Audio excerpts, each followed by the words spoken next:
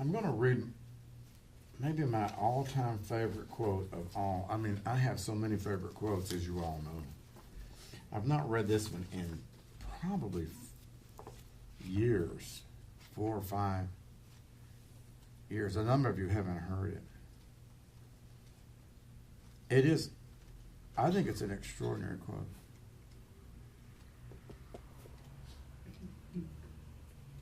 I wonder if I can find it. Probably not.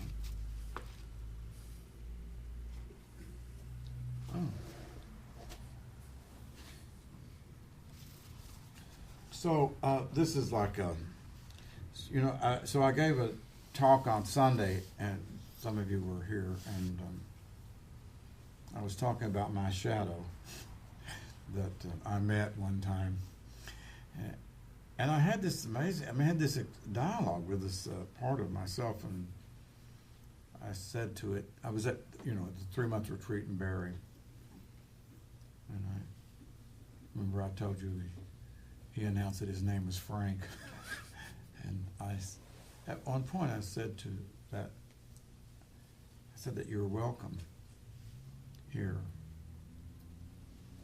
It was an amazing moment for me. That part had certainly not been welcome before, and I don't know that it's been that welcome since. Well, that ugly part of us is not that welcome in our lives, is it? The part that, some people say, well, wait, how could you say there's such an ugly part? And so I gave that old talk, and so Travis put it on the YouTube and titled it "Sitting with Your Shadow," which I just thought was wonderful. I was envious. I would not have thought of that, so I got mad at Travis, my shadow side. I just pissed off. How could he come up with something? But I love that idea of sitting with your shadow. Isn't that a good idea? Is anybody interested in sitting with their shadow? Somebody argues, not me. I don't have a shadow, right? Travis, leave him outside. So this has been I have to apologize that I'm really feeling a kind of constriction of time because this has got to be short. And, but I sort of like go through stages, where I'm just think the most wonderful thing on earth is Chan Buddhism, just the most wonderful, and then I'll go suddenly, then I'll switch back, and I like mindfulness and tarot. And then every once in a while I switch back, and all of a sudden it's Carl Jung. And so I'm in a Carl Jung phase. I've been in Carl Jung phase for about 3 Sundays, as everyone knows. Marta's nodding. And so 3 Sundays ago I gave a talk on the objective psyche. And so this is, and it's been, there's a lot of synchronicity because there has been like this, it's an amazing outburst of anger right in the world, just amazing with Ferguson, New York, and so we've been talking about anger here last Sunday, and so I just have to just continue with it because my brain keeps cogitating on this. I think that someday, I hope someday, there will be a greater synergy between Jungian analysis and Buddhist meditation. I hope that. We're not there. We are not there, and it's not, it's not clear that it would ever happen. It doesn't seem to be happening, but maybe, who knows? 200 years from now, who knows? But it does seem to me that there's like they go past each other, and Jung was somewhat discouraged about us in the West taking on Buddhism, which always has been kind of, I never quite understood that, but, well, I'm just rattling on, aren't I? So, anyway, so I'm sort of like back to this kind of like real appreciation of what he saw. So anyway, so what triggered this line of thought was, going on with this Jungian stuff is this amazing. Now, I have never mentioned Hillary Clinton in a Dharma talk ever. I don't think in my, like in 20 years of giving these talks. I don't think I ever mentioned Hillary Clinton. And I think she's very interesting. She says things and then everybody does damage control. She said, everyone says, well, she didn't mean that. And so she made this remarkable statement last week. And so I'll read you what she said. She said, she's talking about our foreign policy, and she's referring to how the United States has to have what she calls smart power. You have no idea where this is going, do you? I mean, Cindy's so smart, she usually knows exactly where. No. She does not know where I'm going at all, nor do I.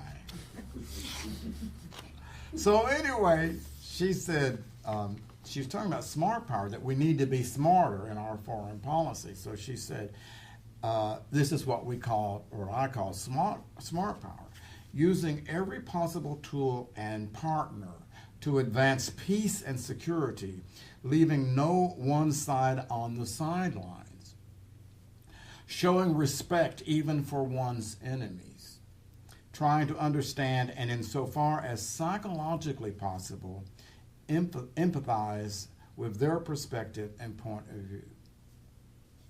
Well, about 7 days later, the 140-something people were murdered in Pakistan. Well, poor Hillary. I mean, really, everybody. What was so funny was her. I mean, so it was really interesting to watch all the damage control, right? I mean, people that one Jane Harmon, who I really like her. She said, I don't think it's clear what she meant, but a lot of people from that side of the spectrum said, well, she wasn't talking about monsters, right? She's just talking. I mean, she's talking about. I suppose we're talking about nice enemies, right? Enemies that are not just really awful, but certainly not monsters who would murder children. I found that just so fascinating, and so I found when I first heard that, I leaned in that direction. I said, yeah, she's not talking about monsters, She's, and then I started coming back and I had the thought, I think maybe just last night, I thought, wouldn't it be amazing if 200 years from now, this would be considered an absolutely, totally acceptable statement? We're not there, kids. We are not there. And maybe she is. I mean, and I thought it was really quite interesting, right, that she said, insofar as psychologically possible. Right? Insofar as psychologically possible, empathize with their perspective and their point of view. So that's really hardcore. It's really hardcore, because as I said, I didn't read one single supportive statement. I mean, all of her friends were running for the hills. I mean, you just can't say stuff like that, right? That we should empathize with our enemies. I mean, not with monsters. We can empathize with nice enemies, maybe people who are really, but not with monsters. So this just brings me right back to that whole thing of sitting with your shadow. And I guess I would, maybe this is where I'll read this. I'm sort of this is a long quote, by the way, but I think it's worth everybody hearing. And I've loved this for the first time I read it. And I'm not, well, I was going to say something about this in relation to meditation, but I'm not going to say that yet. Maybe I won't say it. Maybe I will. So this is Mr. Carl Jung. So Jung is the person, as Kevin would know, Jung is the person who came up with the word shadow, right? Well, I mean, as a psychological term. That was not a psychological term ever. And interestingly enough, I mean, he came up with a lot of, even the word, how many people know he coined the phrase extrovert? There was no such word as extrovert until Carl. Isn't that interesting? And before that, the word introvert actually meant like you were kind of like close to being schizophrenic. I mean, introvert was a very bad word, like way back, say like 70 years ago in the psychological. And Jung came around and said that's really wrong, incorrect, right? And that he says the truth is, there's the opposite of introvert is an extrovert going on. So, his what he saw was extraordinary, and as I said, I think that we're not close to appreciating the profundity of what he saw, and so he suggested that everybody has a shadow, and what is the shadow? That's just the part of you that was not acceptable when you were a little girl and a little boy, right? Just was not acceptable into our conscious ego. So we started pushing those bad parts of us out, and to some extent, you could say that to some extent, psychological health is based on your ability to say you're welcome. That part of yourself that you don't like. To say, you're going to mess up my dinner. I've got a lovely dinner.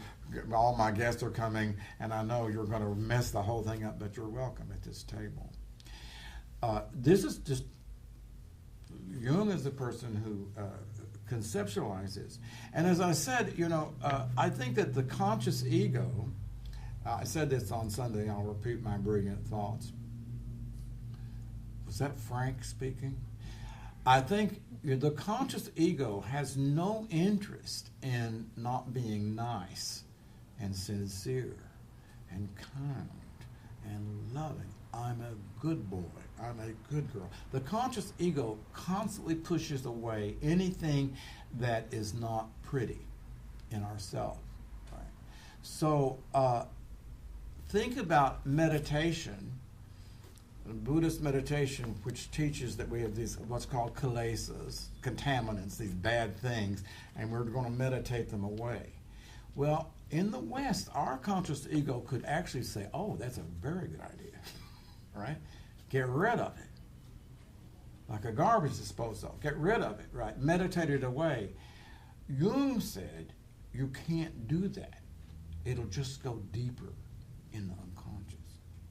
All you're doing is taking light and pushing the darkness further.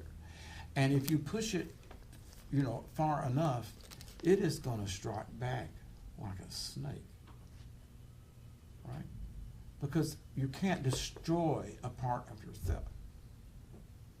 You can only split it off. Energy can neither be created nor destroyed, right? So in the West, unfortunately, we have this tendency to think that we can push bad things away. We really do. I'm not talking about any of you all. I'm just talking about it. So, of course, Jung actually predicted Nazi Germany. He predicted that, and he saw it as this dark thing that was this repression of the dark, more primitive parts of us. And so he predicted it. So this is talking about the shadow. I think this is probably his most elegant and extraordinary writing about it. He wrote it, chapters and chapters. I'll share this with you. And it's almost like a Bible for me, really and truly. Recognition of the shadow, the old guy said. Travis, sit down. I'm just kidding. Recognition of the shadow, Travis. I swear, you all, I'm deaf. I can't see, and I've got my reading glasses on. I can't see these damn words. Recognition of the shadow leads to the modesty. You like that word? Leads to the modesty we need in order to acknowledge imperfection. And it is just this conscious recognition and consideration that are needed wherever a human relationship is to be established.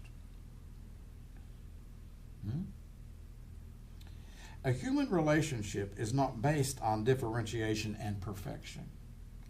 For those only emphasize the difference or call forth the exact opposite. A relationship is based rather on imperfection. I just love that. On what is weak and helpless and in need of support. The very ground and motive for dependence. The perfect has no need of others, but weakness has. For it seeks support and does not confront its partner with anything that might force him or her into an inferior position and even humiliate them. This humiliation may happen only too easily when high idealism plays too prominent a role. These are extraordinary words. Do you think that meditation, Buddhist meditation, could be in danger of leading us towards high idealism and perfection? It could. This is not to say that it does. Everyone knows. I've been doing this now for 30 years. I love it. But you see the trap in it. The trap of enlightenment and perfection, that ego which is endlessly wanting perfection, right? It could be so seduced. We could be so seduced by that. And this little guy is saying, that's why he was really even a little bit suspicious of this. I don't know whether he changed his mind or not, but I changed my mind. But I'm saying that he's very worrisome about our taking our Western ego and trying to put it into a Buddhist context because of our relentless need to push away what we don't like about ourselves. Okay, so there's one more paragraph. Gets better. Perhaps this sounds very simple, he said, but simple things are always the most difficult. In actual life, it requires the greatest art to be simple. And to accept, and so acceptance of oneself is the essence of the moral problem and the acid test of one's whole outlook in life. Now, shall I reread that sentence? It's amazing. Acceptance of oneself is the essence of the moral problem and the acid test of one's whole outlook on life. That I feed the beggar, that I forgive an insult, that I love my enemy in the name of Christ, all these are undoubtedly great virtues. Now that's very interesting, right? You think, where in the hell is he going with this, right? That I do all these things in the name of Christ and that I feed the beggar, right? And he says all of these are undoubtedly great virtues. You get the impression he's going to go somewhere else, right? What I do unto the least of my brethren, that I do unto Christ. That's in the Bible. But what if I should discover that the least amongst them all, the poorest of all beggars, the most impudent of the offenders, the very fiend himself, that these are within me.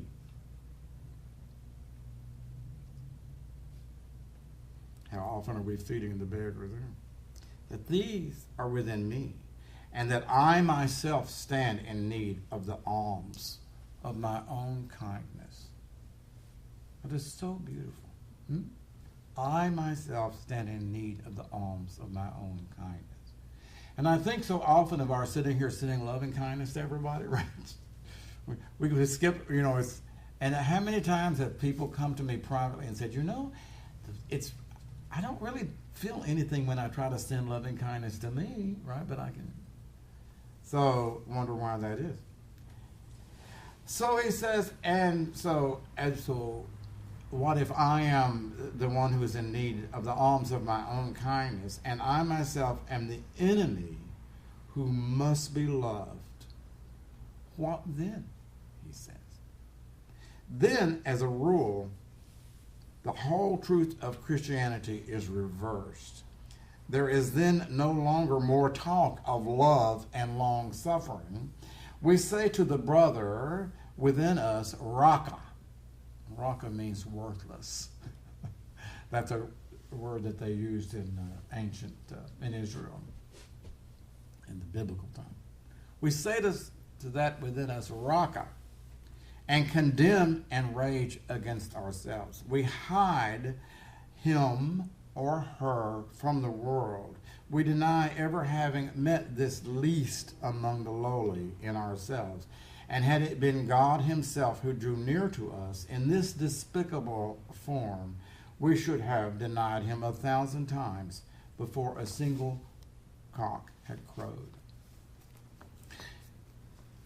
So, what do you do with that? You know, what do you do with that? I mean, it's almost like he's just like bleh, bleh, right in our face. And as I said, I've loved that ever since I first read it, maybe 25 years ago, because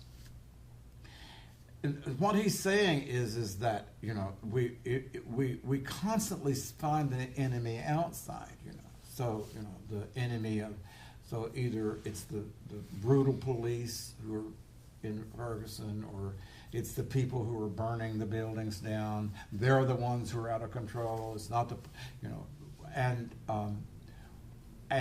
Jung is saying that until we can embrace that part of us that is capable of violence, we'll always be, it's called a shadow projection, but we'll always be projecting it out and then hating something in the outside world. So I thought to myself, just again to share this, it's really uncomfortable to say this. I mean, really, I don't like saying this, but, you know, I was thinking, so the people who killed the children, who murdered 131 children, I think, most of them, their children were bombed to smithereens by our drones or by the ones in Pakistan. All those villages that we've been blowing up.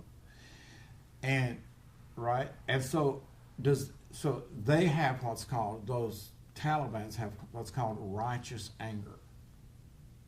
They're so completely filled with righteous anger, they feel that they can go into a classroom and murder children.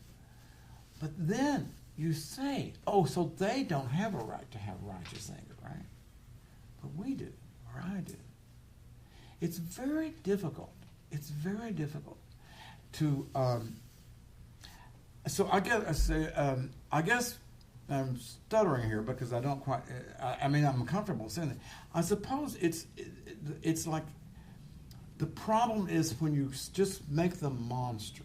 Say they're monsters, right? And so totally separate them from me, right? There's nothing in me that could ever do anything like that, right? I'm much better than that. I don't know, you know, I mean, so of course I don't have to know how would I react if someone bombed my children and killed them, right? We don't know that. But the issue is how much we can withdraw our, what he called a shadow projection, how much we can withdraw our projection and pull in and see that part of us that really calls someone a monster. You could call them, I would almost call them deranged, right? I mean, that they have been so distorted in their minds by, you know, what has been visited on them back and forth over centuries even. That, I mean, but if you call someone a monster, you know, aren't you a little bit projecting something out there? So that's why I say it's like when you go back to what Hillary said, right? I mean that we need to be able to empathize psychologically, to empathize with our enemies. We can't handle that yet, and I think that's extraordinary. I mean, to me it is. Maybe it's not to you. I mean, we sit and we talk about this is 2014, right? As if, I mean, that is really modern, isn't it? I mean, they won't say that in 3014, will they? I would like to think that in 2200, we could say something like that we need to learn how to empathize with our enemy. But, according to him, empathy begins with loving the dark side of yourself. That's where it begins. We kind of skip that, don't we? I want to feel empathy for Monique because I like it. She's very pretty over there. But isn't it true? Don't we want to send empathy or feel empathy for others? So how much do you feel empathy for yourself? And I don't mean your conscious ego. I don't mean Travis, that it calls itself Travis, right? Or Peggy, or Victor, right? Or Brandon. I don't mean that. I mean that part of us that we don't like and we hide from ourselves. If we can feel kindness towards the part that is so imperfect, so utterly imperfect, and sometimes just yucky. I mean, just really bad. I told you on Sunday, everybody, I got extremely angry with someone on the email, and I mean, it just was like that and that, and I said a very hurtful, very unkind thing to that person, and stood up and marched into the kitchen and ran my foot into a plant and almost broke my toe. That's just last week. And I stood there, and I was so grateful for that moment, right, for that pain in my foot, because suddenly, I thought, oh, God. And I came into, this, and then I felt sympathy, not for, see, what we tend to do is, well, I had a right to do that, right? Well, no wonder I was an asshole to this person. They were so mean to me. They were so cruel to me. No, I went to the part that, that I went in and found that part that felt that it had a right to say that, and I felt sympathy for it. I certainly felt sympathy for the person that I was unkind to. But I also started doing what Mr. Jung would say. I felt empathy for that part that got its feelings hurt. Oh, yeah. There he is once again. So I walk around, in sort of like this is like the teacher mode or whatever mode, the superior mode. And I don't have this child part that can just be absolutely obliterated by any of you in this room. If you knew the way into my child, you could absolutely obliterate him. Now, I'm so clever. I mean, it's true. I'm extremely clever. Someone said Victor Byrd is faster than a speeding bullet. I said that in New York many years ago. So, but I'm saying so that basically I will get hurt personally, that child, by people not having a clue. They have no clue that they found that way in. I think it's true of everybody here, all of us. We all have that place of tenderness that we can be hurt. And when that's hurt, the shadow comes right in to protect it. That's what the shadow, the poor its job is really basically to protect the inside. And then we have this conscious ego that walks around pretending it doesn't exist. So I would assert to you all that if we are not able to embrace what Jung taught, I really shudder for us. I do. I really do. And just to close this up, I did go over. Well, who cares? Just to close, I think that the incredible thing about meditation is that it provides a container, right? The only container that we have in the West is, sadly, to some extent, certainly a loving partner, a relationship can be a container, right? Where you can spit out those things. Oh my God, I don't believe I said that. But in therapy, right? You go to, I did 3 years. That's a container where you sit and someone, that's not the only 3 years, by the way. I did 2 years of object relations in LA.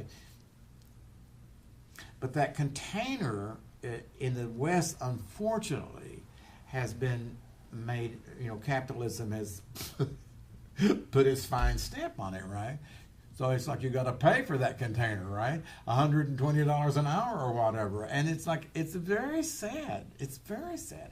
And because it has extraordinarily limited what we could do. I know that when Freud first started talking about the unconscious, and he was very excited, and as were everybody back there, but they imagined it as becoming, in some way coming totally into a daily, like they imagined it as even therapy as being available to everybody long term.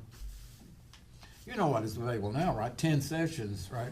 You're managed health care. And that's going to change your life, isn't it? 10 sessions. 10 sessions, right? You can't even get a good discussion going. So, and that's Freud. That's before you even get to Mr. Jung. But back to what I was saying. Do you remember what I was saying, Cindy? No. I don't either. So the thing about the East is they were brilliant. They've conceived of a container where you can change. And that container is meditation. It's astoundingly brilliant. It's a brilliant thing. So we have, and those of us who are so fortunate to have found this, that you can create this energy, this space, and it's really, it's kind of hard to put into words, because it's like meditation creates this container for whatever we need to be doing psychologically in terms of working with the reality of what we are. So they go together. Clearly psychology without meditation, I don't think it's going to do it. I don't think, it's very sad because capitalism. I love capitalism, by the way. I'm not against it. But we'll turn anything into profit, right? So, but I do think that the other side of the coin is that I don't believe that Asian teachers have yet figured out that there's something they don't know. I don't think they figured it out. And I keep repeating Mr. U Pandita complaining about us sitting on our cushions. And, he said, you sit on your cushions and you do therapy. And I thought, and maybe you could do a little bit. So, never mind. That was terrible. I didn't mean that, by the way. That was Frank. My conscious ego disappeared temporarily, and Frank came out. But I do think, I say this, I say this in terms of like the future. I really mean that. It's like, it feels grandiose for me, and for, here we're sitting in Long Beach. But I actually feel that it's not clear that we're going to do it. It's not clear that the Asian, that they're going to, the Asian conception is that Western psychology is about that you've got neurosis and you've got to get rid of it before you can go to meditation. That's not correct. That's certainly not what Mr. Jung was talking about. Unless, he was saying, well, yeah, but that would apply to everybody. That neurosis to some extent needs to be, he would say, this is the way he would put it, and I'm making this up, by the way, but he would say it needs to be personalized. It needs to be named Frank. So, of course, can you imagine telling that to a Buddhist meditation teacher, right? In the Asia, because they would say, well, no, it's emptiness. There's nothing there, right? In other words, you deconstruct it. And I don't disagree with that. That's why it's so hard, because it's right. But it's also not right in the sense that there is some way that we must first own what this is on the personal level before we can ever think about moving it to some other level. I don't know, was this any good? You think it was? I didn't think it was. Thank you.